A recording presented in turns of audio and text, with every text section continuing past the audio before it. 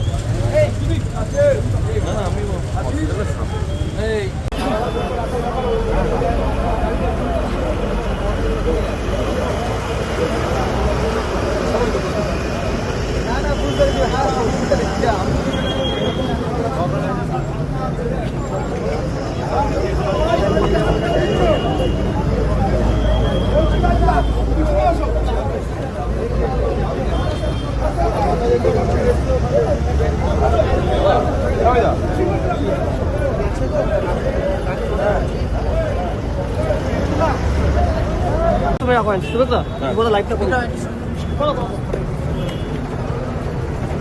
তুমি যাও আমরা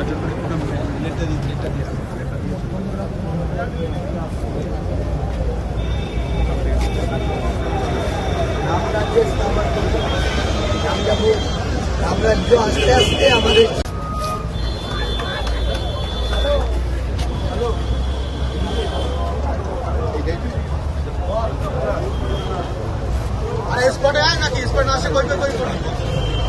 বলে দিয়েছে ভোট পরবর্তী হিংসা যেন না হয়, সেটা আমরা সম্পূর্ণভাবে মানিয়ে রেখেছিলাম সবাইকে দিয়ে। এখন দেখা গেছে যেটা আজকের ডেটে যেভাবে গুলি চললো সেটা সম্পূর্ণ বেআইনিভাবে যে কাজগুলো করলো, এটা কে করেছে সংবাদ মাধ্যম থেকে শুরু করে জনগণ কারণ বুঝতে বাকি নেই। আজকে বনগা থেকে শুরু করে রাজারহাট গোপালপুর পর্যন্ত সব জায়গায় বিজেপি জিতেছে। মধ্যমগ্রাম কেন বিজেপি জেতেনি? তৃণমূল জিতেছে একটাই কারণ, এই মধ্যমগ্রামকে আতুরঘর করবে, টেররিস্টের আতুরঘর করবে। গুলিগালা তো চলতে পারতো বনগা থেকে রাজারহাট গোপালপুর পর্যন্ত, ওখানে চলেনি, ওখানে সুশাসন জারি চলছে। কিন্তু মধ্যমগ্রামে তৃণমূল জেতার পরেই এনকাউন্টার করে গুলি করে আমাদের শুভেন্দুদার প্রিয়কে মারা হয়েছে। এটা কিন্তু ঠিক হয়নি। এনার নাম আছে দাদা যেটা বললো সেটাই হয়েছে আমাদের দুয়ারিয়ার সামনেটা হয়েছে এই জিনিসটা। আমার কাছে যতদূর খবর আছে বাইকে করে সেই গুলিটা চলেছে এবং তাতে উনি মারা গেছেন, এতে আমরা যথেষ্ট শোকাস্তব্ধ। বাইকে আমরা যতদূর খবর পেয়েছি 4-5 জন ছিল এবং তারা টার্গেট করে গুলিটা করেছে। কিন্তু আমাদের কাছে যেটা খবর আছে 4-5টা বাইক ছিল এবং আমরা আগামী দিনে যাতে এই জিনিসটা না হয় সেই জিনিসটার জন্য আমরা প্রশাসনের কাছে দাবি রাখবো যাতে পূর্ণ সহযোগিতা পাওয়া হয়।